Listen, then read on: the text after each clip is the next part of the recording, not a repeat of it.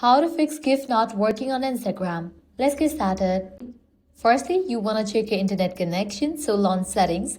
Click on the option Wi-Fi. Click on the Wi-Fi network you are connected to. Forget this network. Give a fresh restart your router and then rejoin it. Switch between network, Wi-Fi and mobile data.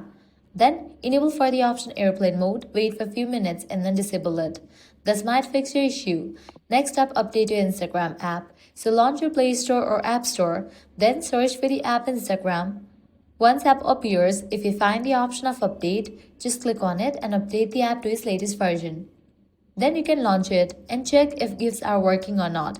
If still you're having the issue, navigate to the profile page, click on three bars given at the top right, scroll all the way down, click on the option Logout.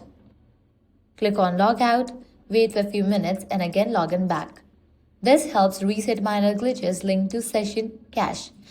If these solutions didn't work out for you, completely delete Instagram from your device.